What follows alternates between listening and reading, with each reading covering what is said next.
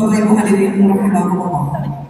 Selanjutnya, mari kita dengarkan bersama amanat Rois Majelis ini yang menyampaikan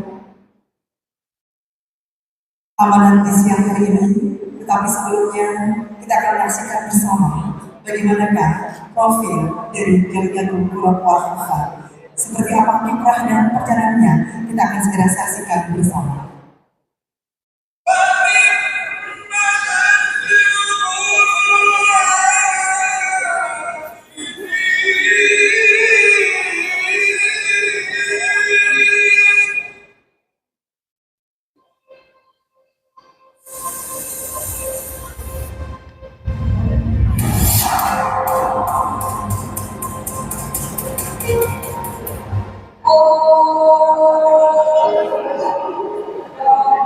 Jamiatul Qur'an wal Hifdz Nahdlatul Ulama membimbingkan kaum lagi melalui pendidikan dan dakwah Al-Quran di seluruh pelosok tanah air. Indonesia negeri yang subur, masyarakat yang agamis, kaum muslimin akrab dengan kegiatan keagamaan, terutama mempelajari Al-Quran dan guru ngaji di kampung atau di pesantren-pesantren.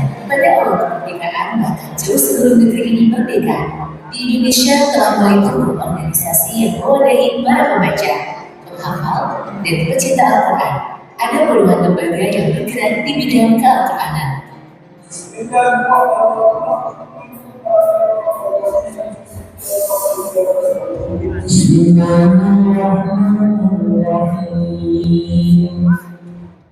Pada tanggal 17 Ramadan 1327 Hijriah, bertepatan bulan Januari 1951, Kiai Haji Abdul Wahid Hasyim bersama beberapa kiai lain di kediaman beliau di Jalan Jawa Jakarta meresmikan berdirinya organisasi yang diberi nama Jamiatul Qur'an wal Hifdz, disingkat JIH, untuk mempersatukan berbagai organisasi keagamaan yang telah ada di tanah air. Terpilih untuk memimpin pengurus besar JIH pada periode pertama ini, Kiai Haji Abdul Wahid Aceh, seorang ulama kenamaan asal Aceh yang sangat produktif. Pada tanggal 1 hingga 6 Desember 1993 diselenggarakan Kongres JIH yang pertama, Kongres Pengesahan Pengurus Besar JIH periode 1953 hingga 1956 dengan susunan sebagai berikut: Penasehat Kiai Haji Wahab Hasbul, Kiai Haji Mashkur, Muhammad Nasir, Buya Hamka, Kiai Haji Ahmad Khatib, Anwar Joko Abinoto, Kiai Haji Abdul Ghaffar Ismail, Kiai Haji Abdul Wahab Aceh, Kiai Haji Sirajuddin Abbas, dan Kiai Haji Idham Khalid dan sejumlah tokoh lain. Ulama asal Banten yang bersuara keras, Kiai Haji TB Salim Mahmud dan Kiai Haji TB Mansur Mahmud ditetapkan menjadi Ketua Umum dan Sekretaris Jenderal PBJIH. Inilah JIH yang pada awalnya tidak berafiliasi dengan Nahdlatul Ulama. Pada perkembangan berikutnya, JIH mengalami masa sulit. Bahkan pada tahun 1953, setelah terjadi dinamika internal, PBJIH menyatakan diri bubar. Pada akhir tahun 50-an, atas usulan tertulis JIH di Jawa Timur, kemudian dibangkitkan lagi organisasi JIH yang bernama di bawah Panji NU. Pada awal tahun 60-an, seorang Kiai Haji Quran Asma'ul bernama Kiai Asma'ul menciptakan lagu Mas JIH, dan Mas itu diperbutkan oleh seorang guru profesi sebagai Quran bernama Ibu Tajwid. Mas JIH tersebut mencerminkan bidang dan program yang menjadi concern dan perhatian JIH, antara lain pembinaan tahfiz, pembinaan qiraat sawah dan muslimani, pembinaan tafsir, pembinaan tilawah, pembinaan seni kaligrafi, pembinaan pondok pesantren Al-Quran, dan bidang-bidang lain yang berhubungan dengan Al-Quran. JIH adalah organisasi yang berinisiasi usaha Al-Quran pondok pesantren di seluruh Indonesia untuk pertama kali. JIH juga yang merintis keseluruhannya FPI secara nasional di Indonesia. Sebelumnya, akhirnya kegiatan FPI dijadikan sebagai program nasional oleh pemerintah oleh LPPI. Saat Kiai Abdul Wahid masih menjadi ketua umum PDIP tahun 1992, JKH kembali dicoba diaktifkan. Pada tahun 1993, diadakanlah Munas JKH yang pertama di G20. Terpilih pada tugas ini, Kiai Haji Muhammad Fakih sebagai Ketua Umum JKH. Munas JKH yang kedua diadakan tahun 1998. Sekaligus menyelenggarakan MTQ antara pesantren di pesantren Al-Sudairiyah Garut Jawa Barat. Dalam tugas ini dipilih Profesor Said Agil Nurwahidi dengan Dr. Kiai Hasim Sallallahu Muhammad sebagai Rais Majelis Ilmi. Pada tahun 1999, ketika Kiai Haji Said Agil Munawar diangkat menjadi Imam Syariah PBNU dalam Muktamar Ilmu di Lirboyo Kediri, posisi Ketua Umum digantikan oleh Kiai Haji Abdul Muhaimin Zain. Munas JKH yang ketiga dilaksanakan tahun 2003 di Pondok Pesantren Bunda Bumi Ayu, asuhan Kiai Masrur. Dalam munas ini terpilih Kiai Haji Muhaimin Zain. Kepemimpinan Kiai Muhaimin Zain berlanjut hingga dilaksanakan munas keempat tahun 2008 di Pontianak. Kiai Muhaimin Zain kembali terpilih untuk masa bakti 2008 hingga 2013. Pada munas atau kongres ini diselenggarakan juga MTQ Nasional dan MTQ Internasional pertama. Kongres kelima JKH di Karawang tahun 2018. Pada kongres yang dibuka secara resmi oleh Presiden Republik Indonesia Insinyur Haji Joko Widodo pada 11 Juli 2018 di Istana Merdeka Jakarta, melahirkan kepengurusan di bawah nakoda Kiai Dr. Hasim Sallallahu Muhammad MA sebagai Rais Majelis Ilmi, Kiai Ahmad Dahuri sebagai Khatib, dan Haji Saifullah Maksum sebagai Ketua Umum, dan Dr. Muhammad Ridwan Hamsi sebagai Sekretaris Umum. Pimpinan Pusat JKH periode 2018 hingga 2023 melanjutkan kembali upaya-upaya pembumian Al-Quran sebagai mandat yang diwariskan dari generasi-generasi sebelumnya. Kini JKH telah berusia lebih dari 74 tahun dan memiliki kepengurusan di tingkat provinsi sebanyak 26 wilayah dan 240 cabang di tingkat kabupaten kota, serta 3 cabang istimewa di luar negeri, yaitu Mesir, Brunei Darussalam, dan Arab Saudi. Salah satu upaya yang dijalankan PPJKH periode 2018 hingga 2023 untuk menguatkan peran dakwah Al-Quran di era milenial, mendirikan studio untuk memproduksi konten-konten dakwah Al-Quran. Pembinaan lembaga pendidikan Al-Quran menjadi arus perhatian utama JKH. Bersama Kementerian Agama, JKH membentuk tim yang bertugas merumuskan transformasi pendidikan Al-Quran di tanah air. Tim ini juga membuat desain kelembagaan pendidikan Al-Quran secara berjenjang di tanah air dan juga kurikulumnya. Tim telah merampungkan tugasnya dan tinggal menunggu landasan regulasinya yang menjadi otoritas Kementerian Agama. Seiring dengan gagasan transformasi lembaga pendidikan Al-Quran, bekerja sama dengan Kementerian Ketenagakerjaan dan Badan Nasional Sertifikasi Profesi atau BNSP, JKH membentuk LSP bagi guru mengaji Al-Quran. Untuk merintis kemandirian bidang ekonomi, sejumlah ikhtiar dilakukan oleh JKH. Salah satu yang mulai membuahkan hasil adalah kehadiran Koperasi Relasi Hafiz Nusantara. Untuk mendirikan koperasi ini, JKH menggait Institut Kewarganegaraan Indonesia sebagai mitra dan berinduk di bawah naungan sistem kredit union yang sudah teruji kredibilitas dan kesehatannya. Gerakan transnasional bukan sekedar isu, melainkan telah menjadi realitas politik dan sosial di tanah air. Simpatisan bisnis dan aktivis gerakan yang berafiliasi dengan gerakan transnasional telah menumbuh suburkan perilaku radikal dan intoleran. Salah satu faktor yang mendukung munculnya gerakan ini adalah pemahaman dan penafsiran terhadap ayat Al-Quran menggunakan perspektif yang berbeda, selain juga karena faktor politik dalam negeri yang terjadi di setiap negara dan tentu ulama sendiri telah memiliki kebijakan Islam filosofia atau Islam modern. Maka dengan tujuan menggali dan merumuskan pesan-pesan humanisme Al-Quran, JKH melakukan konsolidasi gagasan dan peran ulama Al-Quran dari berbagai penjuru tanah air. Untuk itu, PPJKH menyelenggarakan Kongres Al-Quran Nasional di Jakarta sebagai upaya mencegah dan menanggulangi perkembangan kelompok Islam radikal dan justru kesempatan ulama Al-Quran untuk menyebarkan ajaran Al-Quran di rahmatan yang alami. Di Jawa Timur, JKH terus berhenti menggelar diklat bagi para guru dan santri dengan metode tartilah serta mengaktifkan seluruh kepengurusan JKH di Kabupaten Kota di Jawa Tengah. Demikian, JKH terus kemudian melakukan konsolidasi data organisasi JKH hingga hampir seluruh kabupaten kota di Jawa Tengah. Kepengurusan JKH itu melakukan pembinaan organisasi secara intensif. JKH diakui juga melakukan konsolidasi dan beberapa organisasi politik dan melibatkan dalam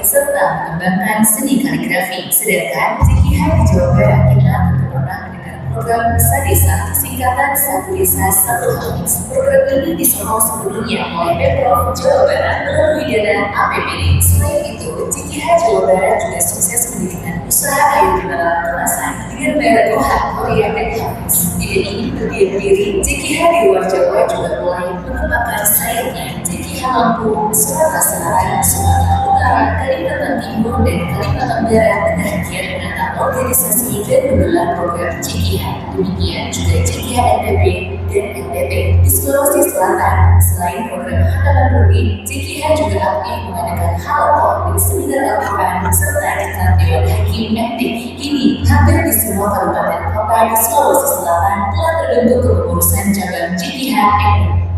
JKH berikhtiar membumikan kaum laki manusia Indonesia yang berada di atas bumi.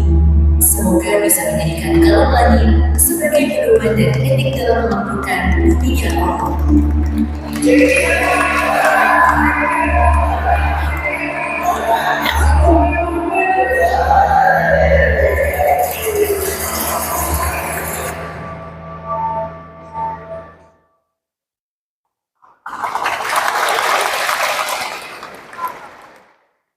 Bapak Ibu hadirin rahimakumullah, berikut kita dengarkan bersama amanat Rois Majelis Ilmu berkenan Bapak Dr. Kiai Haji Hasim Safar Muhammad Nansi MA dihaturkan.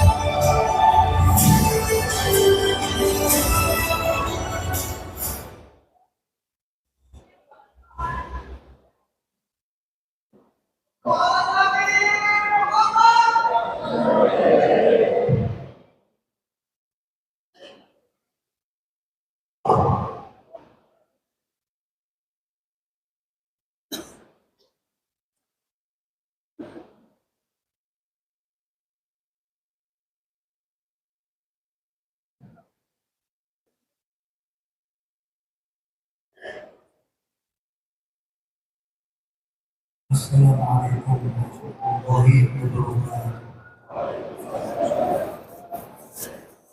Alhamdulillah, wassalatu wassalamu ala rasulillah Sayyidina Muhammad bin Abdullah wa ala alihi wa sahbihi. Yang sama-sama saya hormati Bapak Allah dan Allah Syekh Muhammad dan mudah-mudahan Allah Subhanahu wa Ta'ala berkah bihayatihi wa amrihi. Segenap para kiai, para kiai, pengurus Tuhan, selaku pimpinan TNI yang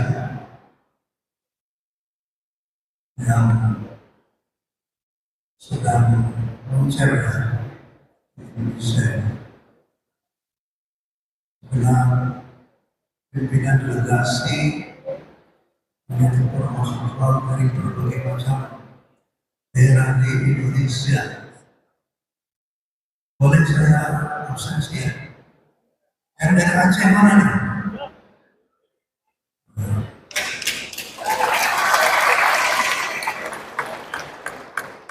yang dari Madura mana ini?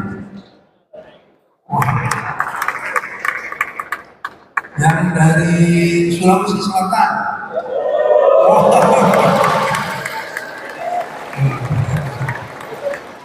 Yang dari Jakarta. Mana Jakarta ini? Oh, ini. Yang dari Bogor. Yang dari Bogor mana? Ada ya? Bogor sekarang. Ada nih. Ya. Yang dari Palma mana? Albar. Mana? Oh iya, baik, dari Pamekasan Madura sudah ya. Alhamdulillahirobbilalamin. Saya berbangga sekali pada yang hari ini kita bersama-sama kumpul di tempat ini dalam rangka untuk menghadiri kongres, dalam rangka menghadiri kongres Iya. Dan ini adalah merupakan takdir Allah Subhanahu wa taala. Kalau tawa'atum lakhtalaftum fil mi'ad walakin yakun. Jadi hal yang semacam ini jelas merupakan takdir dari Allah Subhanahu wa taala. Dan Nabi sudah berpesan ajaban li amril mu'min inna amrahu kullahu khair. Inna sahabatun sarwa syakara fakana khairun lah. Inna sahabatun dharra sabara fakana khairun. Ini pergantian dari Kongres menuju ke Multaqwa ini kira-kira kita perlu bersabar atau bersyukur. Bersyukur bisa, bersabar juga bisa, tergantung daripada kita memanage hati kita sendiri. Bisa jadi kita bersyukur, alhamdulillah pada akhirnya kita bisa membuat Multaqwa dalam waktu yang demikian cepat dan insya Allah akan bisa membuahkan hasil-hasil yang bagus. Ini adalah keutamaan. Bisa juga merupakan musibah, tapi kita bersabar seperti kata Pak kemudian itu bersabar fakana khairun. Orang NU insya Allah sama-sama semua bersabarin dari bahasa yang berwarna begitu melihat mendengarkan dari apa yang tadi kita sampaikan, kita dengarkan dari Bapak Hadi ya tentang keprihatinan beliau tentang sedikitnya orang yang masih banyaknya orang yang butuh huruf aksara Al-Quran Karim. Maka saya berpikir sebaiknya saya pilih judul yaitu Tahbibul Quran ilal Jil Sha'id. Bagaimana kita itu bisa menjadikan Al-Quran itu bisa disenangi oleh generasi yang akan datang. Bagaimana kita kira dari Yatrubum wal Khafat itu bisa menjadikan ciri yang akan datang itu menjadi orang yang cinta kepada Al-Quran Al-Karim. Tapi sebelumnya itu saya ingin memulainya dari Allah Ta'ala A'udzubillahi minasyaitonir rajim inna anzalna dzikra wa inna lahu lahafizun. Ini ayat ini luar biasa. Ayat ini ayat Makkiyah ada pada surah Al-Syajr. Tapi demikian meyakinkannya Allah meyakinkan betul-betul meyakinkan melalui adawat takid. Pertama adalah inna. Ini adawat takid yang pertama. Nahnu diulangi lagi adalah dhamirul fasl, itu adalah yang kedua. Nazzalna kemudian dhamir itu ulangi lagi. Nah itu siapa? Berarti Allah sendiri yang tampil dalam menjaga keutuhan kitab suci Al-Quran Al-Karim. Wa inna kemudian berkali lahu taqdirul jar wal majrur la hafizun dan mentakin juga dan hafizun di sini adalah merupakan isim fa'il dan isim fa'il itu menunjukkan arti al-hubub wa dawam.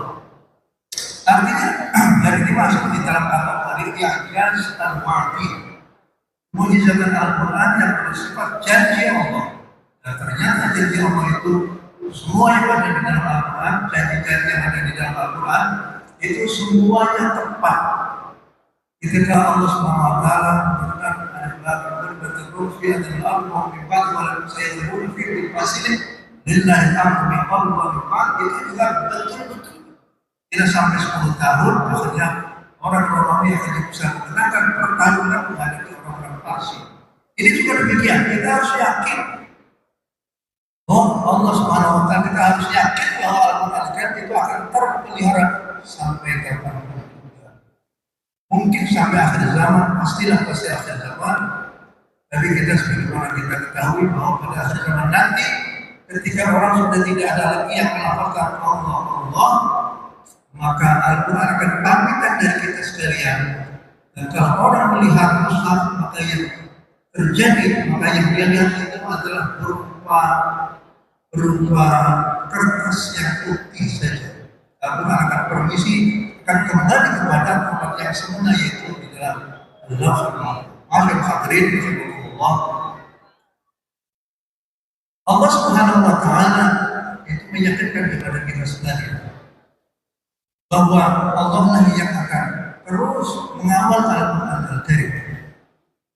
Dan ini adalah merupakan bentuk kasih sayang Allah kepada kitab sucinya.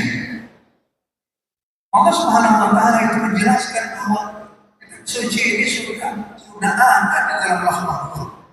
Dan kita tahu apa itu Lauh Mahfuz, kapan adanya Lauh Mahfuz itu. Dan tentu jauh sebelumnya yang lain-lain yang ada adalah Lauh Mahfuz. Yang ada di dalam Mahfuz apa yang terjadi, apa yang akan terjadi pada masa yang akan datang. Itu Allah itu merawat Al-Quran Karim pada Lauh Mahfuz. Ini kecintaan Allah dan pengakuan Allah kepada kalamnya Lauh, yaitu papan Al-Mahfuz, yaitu yang terjaga dan terjaga. Dan Allah tidak membiarkan makhluk itu mendekati mushaf yang ada di dalam Lauh Mahfuz kecuali para malaikat-malaikat al-kiramil katibin, al-baqarah yang al-mudahhar, yang disucikan oleh Allah Subhanahu wa taala. Luar biasa, yang berhak atau bisa sampai kepada Lauh Mahfuz, menyentuh Al-Quran yang pada Lauh Mahfuz itu adalah mereka-mereka yang suci-suci. Menjadi isyarat kepada kita sekalian, sehingga kita itu bagaimana kita bisa menghormati suci Al-Quran, menghormati Al-Quran dan lain sebagainya.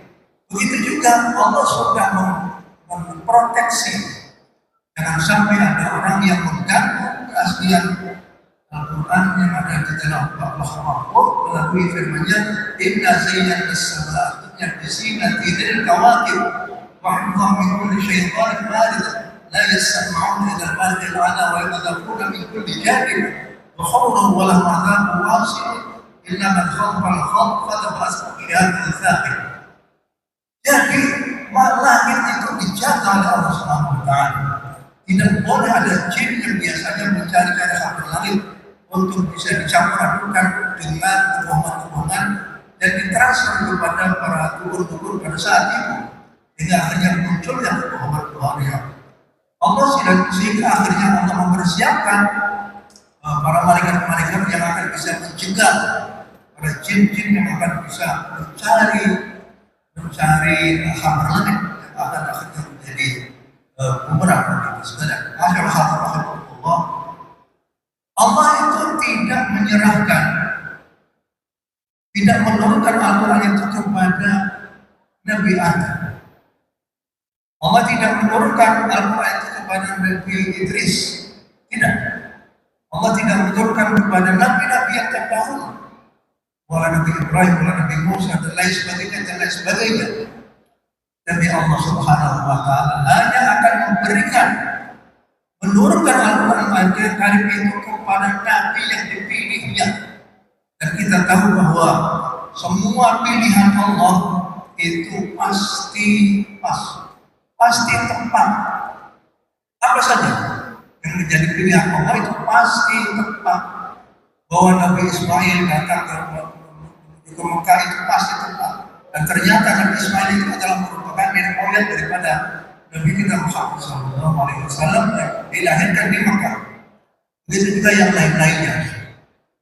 Allah melihat bahwa yang pantas untuk bisa membawa Al-Quran Al-Karim itu adalah Nabi yang paling keren, Nabi yang paling dibanggakan, Nabi rahmatan lil alamin, Nabi yang mampu untuk bisa menyelesaikan tugas-tugasnya kenabian dan mensosialisasikan Al-Quran hanya dalam waktu 23 tahun saja. Kalau kita bisa mensosialisasikan Al-Quran melalui satu surah di dalam Al-Quran saja bisa mensosialisasikan. Inilah merupakan salah satu di antara mungkin di antara hikmah-hikmah di mana Allah Subhanahu wa Ta'ala itu baru menurunkan Al-Quran Al-Karim itu kepada Nabi kita Muhammad SAW. Dan kita tahu pula bagaimana Nabi itu dididik oleh Allah Subhanahu wa Ta'ala. Kata Nabi, "Adzabani Rabbi fa ahsana ta'dib." Adzabani Rabbi fa ahsana ta'dib. Bagaimana Nabi itu dilahirkan dari kedua orang tua, yaitu Sayyidina Abdullah dan Sayyidina Aminah. Itu bukan sesuatu yang kebetulan, dan itu adalah merupakan cara Allah Subhanahu wa Ta'ala untuk bisa menemukan seorang ayah dan ibu yang paling bagus pada saat itu. Dan kemudian juga kenapa Nabi itu harus menjadi seorang yatim, bagaimana Nabi itu akhirnya menjadi seorang yang miskin. Dan pada akhirnya kita tahu di dalam surah Al-Duha al-Laili saja, alam yajidka yatiman fa'awa wa wajadaka dhallan fahada wa wajadaka 'ailan faghna wa man yatima fala taqhar wa as-sa'il fala tanhar. Hingga akhirnya Nabi lah yang paling tepat untuk membawa ayat suci Al-Quran Al-Karim. Dan kita tahu bahwa Nabi itu mendapatkan satu surprise dari Allah Subhanahu wa Ta'ala ketika harus menerima satu ayat suci Al-Quran Al-Karim, yaitu Al-yawma akmaltu lakum dinakum wa atmamtu 'alaikum ni'mati wa raditu lakum al-Islam dinan. Ini merupakan satu surprise dari Allah Subhanahu wa Ta'ala kepada Nabi, sehingga hadis Islam adalah satu-satunya agama yang diridhoi oleh Allah Subhanahu wa Ta'ala. Dan keberhasilan yang kedua adalah Nabi mampu untuk bisa membuka kota Mekah menjadi kota yang tadinya itu dipenuhi dengan arca-arca, pada akhirnya menjadi kota suci sebagaimana dan diinginkan oleh Allah Subhanahu wa Ta'ala. Ayat Ismail al-tahira baiti al-taifin wal 'akifin wal sujud. Dan itu yang bisa melakukan adalah Nabi kita Muhammad SAW. Kita harus berbangga pada kanjeng Nabi kita itu, karena dengan Al-Quran dipilih karena yang diturunkan kepada kanjeng Nabi, pada akhirnya Nabi yang mampu bisa untuk mengamalkan apa yang ada di dalam kitab suci dengan sebaik-baiknya. Luar biasa. Nabi adalah merupakan Al-Quran yang berjalan, karena khuluquhu Al-Quran. Jika kalau seandainya kita ingin bagaimana sih Nabi itu mempresentasikan Al-Quran dengan baik, semua yang dilakukan oleh kanjeng Nabi itu semuanya adalah merupakan pemahaman beliau terhadap ayat suci Al-Quran Al-Karim. Dan ini adalah merupakan salah satu daripada tugas kita sebagai anggota Jamaah Al-Hufaz untuk bisa meneliti dan bagaimana sih kenapa Nabi itu kok bisa sukses, bisa mensosialisasikan Al-Quran dalam waktu 23 tahun saja. Para bapak dan para ibu sekalian, berbicara tentang Al-Quran memang akan selesai-selesainya. Jadi oleh karena itulah kita melanjutkan bahwa walaupun Al-Quran Karim itu dijamin keasliannya oleh Allah Subhanahu wa Ta'ala, tapi Allah memberikan kesempatan kepada kaum muslimin untuk bersama-sama menjaga keutuhan kitab suci Al-Quran Al-Karim. Bagaimana caranya? Allah punya cara tersendiri. Itu bagaimana Allah Subhanahu wa Ta'ala menggerakkan potensi yang ada pada kaum muslimin untuk mendekati Al-Quran, untuk berinteraksi dengan Al-Quran Al-Karim. Coba saja sekarang ini berapa jumlah berjuta-juta kaum muslimin itu mereka itu dengan ikhlas dan tawakal mereka itu akhirnya mau untuk menghafalkan Al-Quran Al-Karim. Di New York sendiri ada satu ma'had Al-Kisai. Ma'had Al-Kisai itu adalah merupakan ma'had yang berisi tentang bagaimana tahfidz Al-Quran Al-Karim. Begitu juga yang ada di Australia. Itu ada syekh dari Lebanon datang ke sana di Australia. Lalu ada di situ banyak anak-anak muda yang nakal-nakal. Begitu ada syekh dari Lebanon, maka sedikit demi sedikit anak-anak yang nakal justru akhirnya menjadi satpam di masjid yang ada. Di situ ada kegiatan Al-Quran Al-Karim. Al-Quran Al-Karim memang yang hebat sekali. Al-Quran itu merupakan kemujizatan daripada Nabi kita Muhammad Sallallahu Alaihi Wasallam. Kalau seandainya saya bikin satu perumpamaan, Al-Quran itu adalah kitabul hidayah, tapi juga kitabul mukjizat. Jadi kalau seandainya ada dua sayap yang pertama itu adalah hidayahnya, sayap yang kedua itu adalah mukjizatnya. Jangan berani-berani yang melawan Al-Quran Al-Karim. Al-Quran akan menghadapi semua itu melalui kemujizatan. Kemujizatan Al-Quran tidak akan pernah padam sampai kapanpun. Lebih itu bahwa mujizatan Al-Quran sampai terus sampai pada hari kiamat.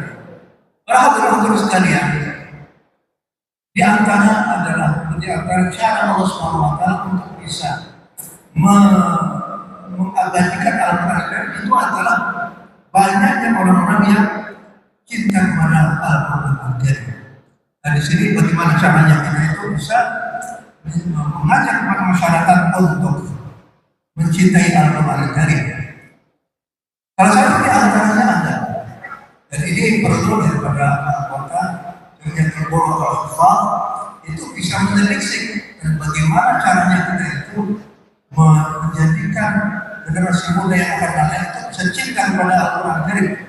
Salah satu di antaranya adalah kita perlu mengeksplorasi secara kualitas dan nasibnya mau'izatun min rabbikum wa syifaa'un lima fis sudur wa rahmatun lil mu'minin.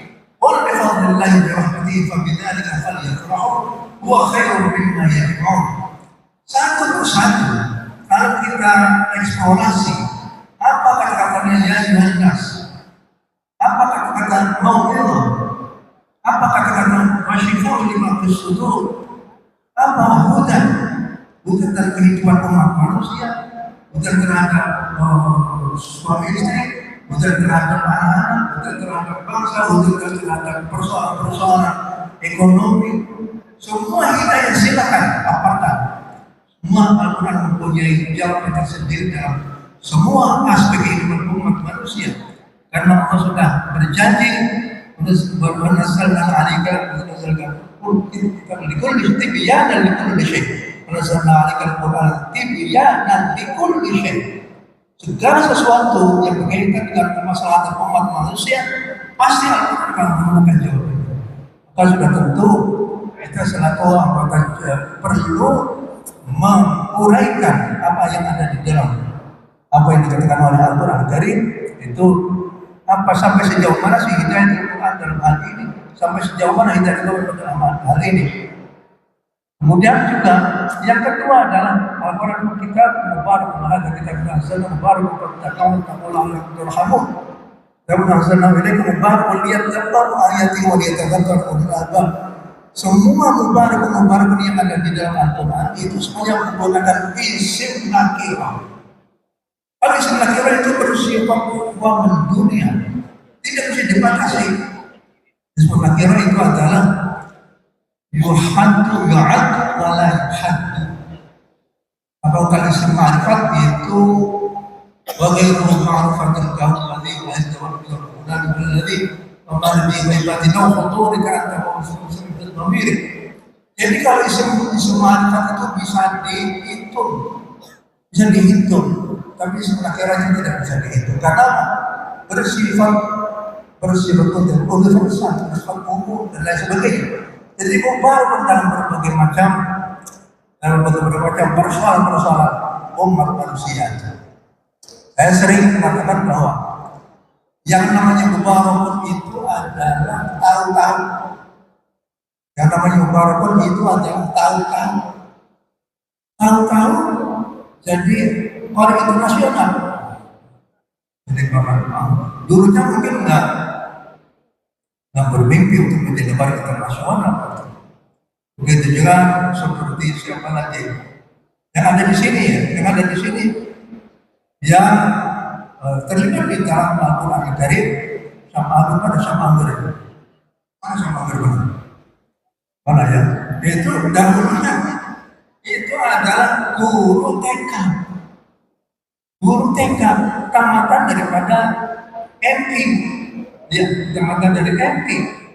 Pulang di sana bilang, di mana akhirnya mulailah mengajarkan Al-Quran kepada anak-anak di sana. Masjidnya masih ada sekarang itu. Tahu-tahu akhirnya ikut di dalam musabaqah Al-Quran Karim, akhirnya menjadi juara. Kemudian setelahnya itu membuka pesantren Imam Asyik dan dimulai dari tanah yang dimiliki oleh bapak beliau. Akhirnya mulai di sini tumbuh satu demi satu. Akhirnya tahu-tahu ada orang yang ngasih tanah lagi sebanyak 5.000 meter. Kemudian lagi ada yang ngasih 6.000 meter. Kemudian ada lagi yang membangunkan satu bangunan yang banyak salah. Itu adalah merupakan tahun-tahun. Allah SWT ingin memberikan kejutan-kejutan bagi mereka-mereka yang berinteraksi, betul-betul ingin mengajarkan atau menyebarkan Al-Quran Karim.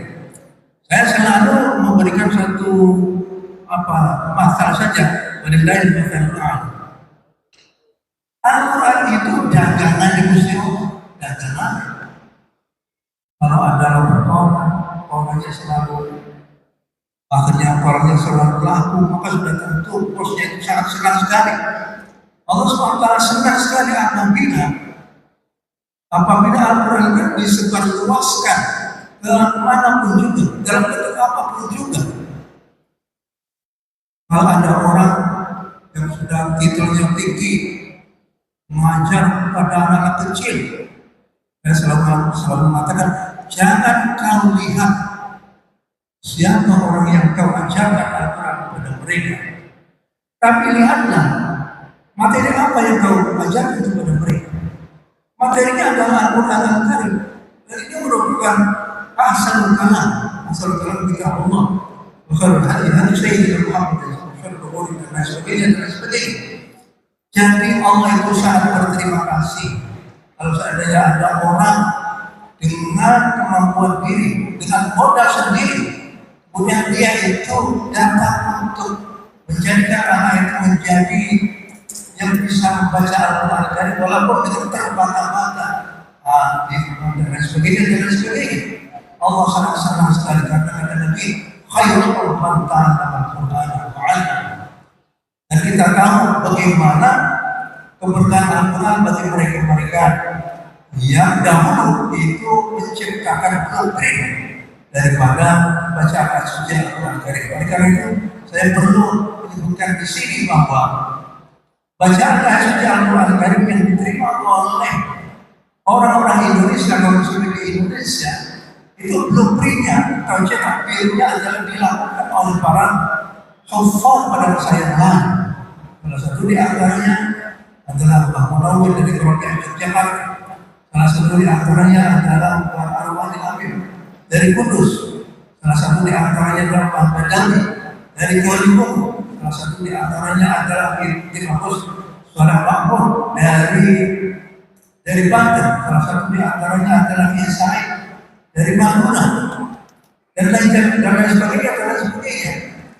Bacaan orang-orang Islam yang ada di Indonesia ini tidak akan keluar dari para masyayikh yang dahulu itu mereka mendapatkan bacaan ayat suci Al-Quran Karim dari para masyayikh yang ada di Haramain, baik di Mekah maupun di Madinah. Dan mereka pada saat itu dalam keadaan melongso, mereka itu hidupnya juga sangat sederhana sekali. Namun Nampir juga sangat sederhana sekali. Mbak Amin juga sangat sederhana sekali. Mbak Badawi juga sangat sederhana sekali. Tapi apa yang terjadi kemudian dari sini, dari Imam Nawawi muncul para generasi-generasi baru yang akhirnya bisa memunculkan pesantren tahfidz Al-Quran Al-Karim di berbagai macam pelosok di Indonesia. Oleh karena itu kita perlu menghadiahkan fatihah kepada para yang telah lalu, kepada Mbak Betawi, kepada Mbak Masyhur Masyhur. Saya itu Rawa itu Abdul Mustahil. Itu juga mendapatkan berkah dari Al-Quran. Ya, jadi Yusuf Masyhur itu dulunya sebagai seorang santri biasa. Nanti bisa ada yang tidak kira sahih apa tidak nanti. Dulunya sebagai seorang santri biasa punya suara bagus, disenangi oleh Hadratus Syekh Hasyim Asy'ari. Akhirnya Hasyim Asy'ari tiap hari mengirimkan makanan dari dapurnya beliau. Namanya santri mendapatkan kiriman makanan, sudah tentu makanannya berbeda kan antara yang ada di dalam dapurnya Hasyim Asy'ari. Memang banget begitu ya. Tahu-tahu ada undang di Narba. Akhirnya diminta agar supaya ini Yusuf Masyhur itu untuk bisa menikahi cucunya Hasyim Asy'ari. Pada saat itu zaman dulu ini Hasyim Asy'ari ada yang patuh pada gurunya. Nanti saya minta izin sama guru saya yang ada di Cukir. Itu udah begini ya. Cukir Jombang, karena gurunya itu saya dengar ya, kamu suruh nikahi bahasa orang harus Tuhan. Akhirnya Yusuf Masyhur itu akhirnya mau untuk menikahi cucunya Hasyim Asy'ari. Enak banget, modalnya modal betul. Bisa menikahi cucunya Hasyim Asy'ari, modal betul. Yang ngasih mahar itu Hasyim Asy'ari, yang menikahkan Hasyim Asy'ari sendiri. Dan kemudian kita lihat apa yang terjadi. Sebenarnya munculnya madrasah Al-Quran Al-Karim di Pondok Pesantren Jombang. Yang terjadi itu adalah bergeraknya Al-Quran Al-Karim ke seantero Indonesia. Ini luar biasa. Lihat ya, ada malam-malam sinar malam-malam dari betul. Di desa Anggrek dari situ, lanjutan dari situ, ini adalah keberkahan. Lu mungkin tidak. Oleh karena itu saya bisa mengatakan bahwa perlu kita membicarakan bahwa Hasyim Asy'ari itu adalah merupakan bapak Al-Quran di Indonesia. Walaupun beliau itu yang masyhur adalah hadisnya. Tapi karena dia tahu bahwa ulama Indonesia itu tidak berani membaca Bukhari, tidak berani. Bagaimana menerjemahkan, menafsirkan apa yang ada di Bukhari? Karena yang datangnya Hasyim Asy'ari, beliau yang berani untuk membaca Bukhari, Muslim dan lain sebagainya. Dan dengan perhatian yang semacam itu, kita bisa katakan bahwa Hasyim Asy'ari juga seorang yang hafidz Al-Quran, hanya saja dia itu kurang begitu masyhur di dalam bidang Al-Quran. Tapi ada satu buku yang ditulis oleh orang dari luar Indonesia yang masuk Hasyim Asy'ari termasuk dengan Qur'an, dengan hufaz Al-Quran yang ada di Mekah pada saat itu. Begitu juga Kiai Wahid Hasyim itu merupakan bapak Al-Quran di Indonesia. Karena bahasa Asy'ari, Wahid Hasyim itulah yang mempunyai ide untuk mendengar, untuk mendirikan, menjadikan nama Jamiyatul Qur'an. Beliau adalah merupakan tokoh Al-Quran di Indonesia.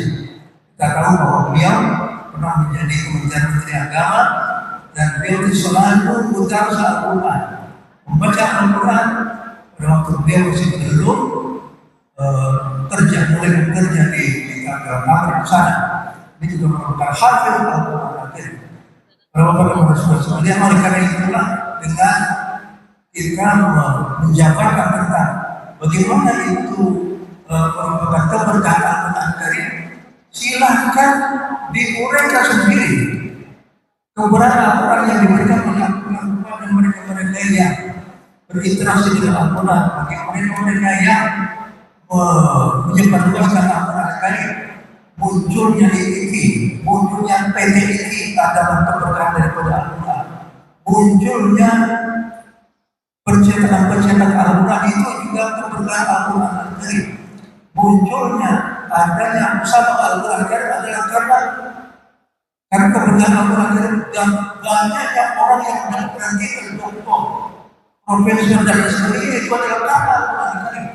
Hanya karena melakukan satu penelitian sedikit saja tentang kufur bil Quran itu mendapatkan titel doktor. Itu yang bisa menjadikan seperti itu adalah Al-Quran. Oleh karena itu silakan kita bisa menjabarkan seluas tentang apa dan keberkahan daripada Al-Quran. Saya kira selesai karena itu dan mari kita bersama-sama kirimkan ayat suci Al-Quran kepada para kiai-kiai, para ulama-ulama yang dahulu pernah mengajarkan kepada kita sekalian Al-Quran Karim sehingga kita menjadi seperti sekarang ini. Kemudian kita apa yang Allah yang Syekhina Syekh Allah Al-Albani Al-Nawawi وكذلك Ismail وكذلك Asy'ari ويقول شيخ الفاتحة أعوذ بالله من الشيطان الرجيم الحمد لله رب العالمين صراط الذين أنعمت عليهم آمين. Sekian saja. Assalamualaikum warahmatullahi wabarakatuh.